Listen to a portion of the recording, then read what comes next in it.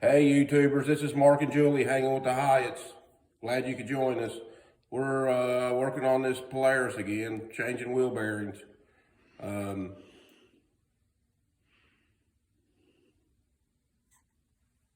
don't know what else to say. What are you putting on there? Anti-seize.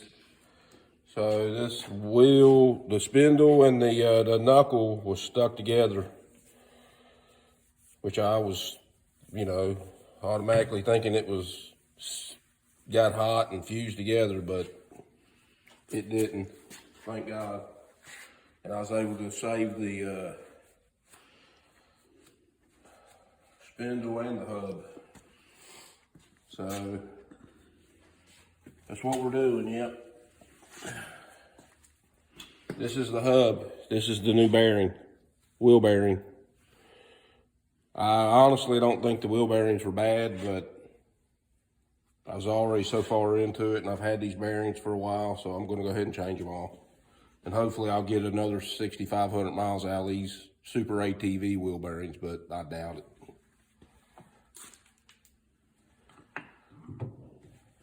So I'm putting the anti-seize in there to keep it, the problem with the hub was it was rusted. It was rusted together. The spindle was rusted in the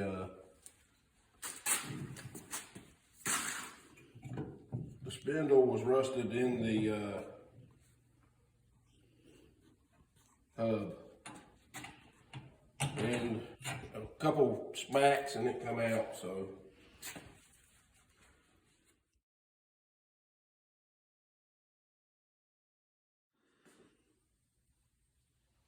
Hey guys, it's Mark and Julie hanging with the Hyatts. Thanks for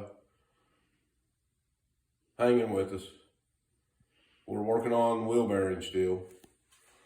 So the first thing you gotta do is get the, once you get the hub off, is you gotta remove this snap ring. That's the first thing you gotta do. So that's what we're doing.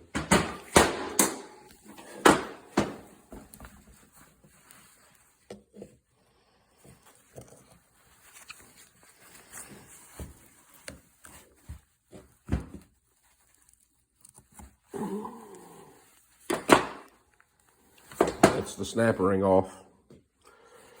Next thing I'm gonna do is I'm gonna heat this up with this little blowtorch, because heat causes aluminum and metal to expand.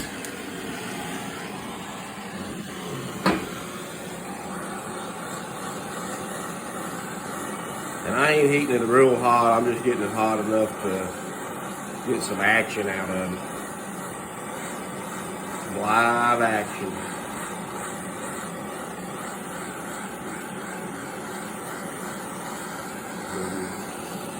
This is the piece, this come off of my original differential. That's the spider gear in the front differential. And that's what I'm using to knock these bearings out.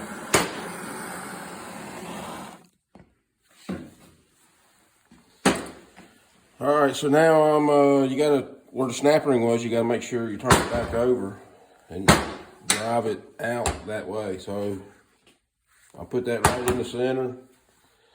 And I ain't worried about this bearing too much, but I'm trying to keep it all, the bearing together. I don't want it to come apart, but so I put that in there, smack the shit out of it. And try to get it to start moving. And I think it's moving a little bit already.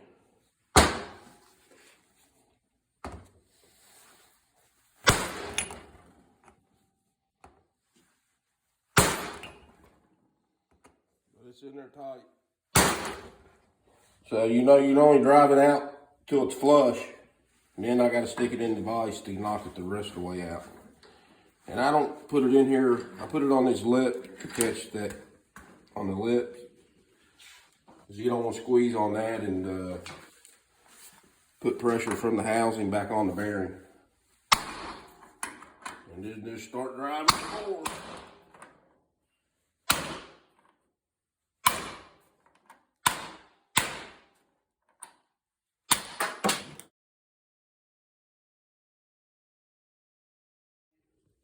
All right, next thing is you can see we got the bearing out. Clean this up real good and make sure there ain't no rough edges, no burrs or anything, and it feels pretty good. But next thing I'm gonna do is I've had the my bearings in the freezer for a couple days, and that makes it shrink.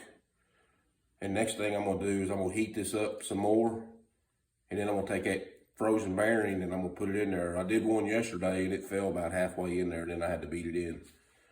But I don't like beating on bearings, but I don't have the proper press and all that stuff to do that with yet. But thanks for hanging with the Hyatt. See you on the trails.